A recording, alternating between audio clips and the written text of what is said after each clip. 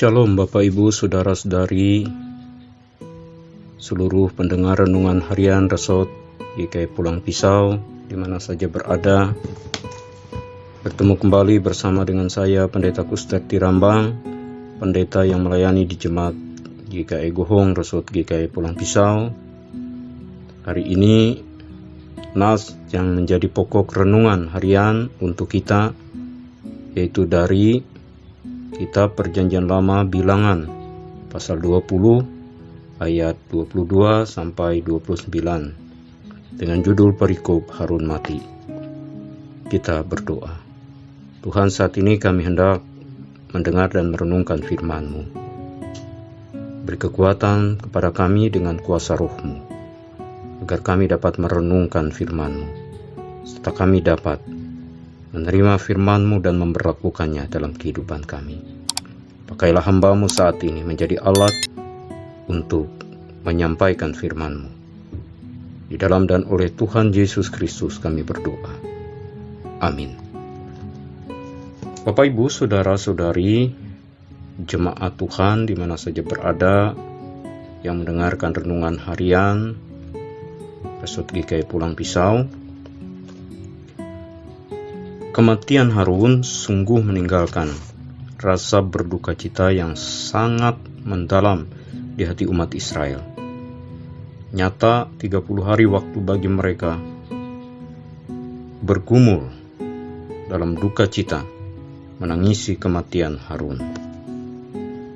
Bagaimana tidak, Harun adalah hamba Tuhan. Harun sangat berharga dalam kehidupan umat Israel, saudara dari Musa yang turut bersama-sama dengan mereka sejak Tuhan membawa umatnya keluar dari tanah Mesir menuju ke tanah perjanjian, yaitu tanah Kanaan. Harun telah menjalani perjalanan bersama-sama Musa menggembalakan umat pilihan Tuhan itu. Suka, duka, susah, senang telah dialaminya bersama-sama dengan mereka di padang gurun selama hampir 40 tahun lamanya. Akan tetapi sangatlah disayangkan bahwa apa yang telah diperjuangkan oleh Harun bersama dengan Musa di hadapan umat Tuhan telah dirusak oleh perbuatan yang tidak mengindahkan perintah dan firman Tuhan di dekat mata air di Meriba, dicatat dalam Bilangan pasal 20 ayat 12. Walaupun Harun telah berjuang bersama-sama dengan Musa, tetapi karena kecerobohan yang mereka lakukan, itu membuat mereka menerima sanksi yang sangat besar dan berat dari Tuhan, di mana Harun maupun Musa tidak diberikan kesempatan oleh Tuhan untuk bersama-sama turut dengan umat Israel memasuki tanah Kanaan atau tanah perjanjian. Walaupun mereka sungguh merindukan itu, kesalahan yang sangat fatal yang mereka lakukan sehingga Tuhan memutuskan untuk menggantikan tugasnya, sehingga tugas itu dilanjutkan dan diberikan kepada anaknya Eleazar. Dan tidak itu saja, bahwa ia akan mati dan beristirahat dan dikumpulkan dengan kaum keluarga atau leluhurnya. Bapak Ibu Saudara-saudari jemaat Tuhan yang kekasih dan mengasihi Tuhan Yesus Kristus, cerita dalam nas ini menjelaskan kepada kita bahwa Allah yang memiliki kedaulatan dan berdaulat di hadapan umatnya dan para pemimpin yang diutusnya, Tuhan tidak menghendaki adanya penyimpangan apalagi ketidaksetiaan dalam melakukan dan mengajarkan firman-Nya. Tuhan sungguh menghendaki bahwa firman-Nya itu hanya diperkatakan dan dilakukan oleh mereka yang diutus, dan itu harus selalu dinampakkan dalam berbagai bentuk keteladanan dan sikap yang setia. Marilah kita terus belajar dalam kehidupan ini untuk menjadi pribadi yang setia, memegang teguh serta melakukan apa yang difirmankannya.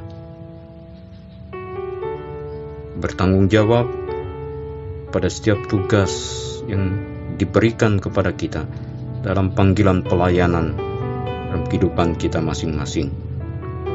Walaupun tentu ada konsekuensi atau risiko yang muncul sebagai akibat dari komitmen kita terhadap firman-Nya. Marilah kita sungguh-sungguh menjaga kekudusan dari setiap firman dan perkataan Tuhan, dan tidak melakukan hal-hal di luar apa yang telah difirmankan, ditetapkannya untuk kehidupan kita. Biarlah firman Tuhan ini menjadi pelita dan terang dan sumber kekuatan, terlebih bagi kita dalam menjalani kehidupan sepanjang hari ini. Tuhan memberkati. Amin. Kita berdoa. Bapa di surga, Tuhan kami dalam Yesus Kristus, terima kasih untuk firman-Mu melalui renungan ini.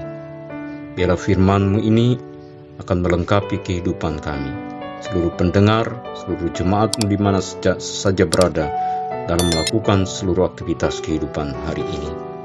Berkatilah mereka dengan rupa hikmat, kekuatan, kesehatan yang selalu melengkapi mereka untuk mengerjakan pekerjaan seturut dan sesuai dengan kehendak Tuhan. Terkhusus saat ini kami berdoa ya Tuhan bagi calon jemaat GKI Tiberias Tanjung Taruna.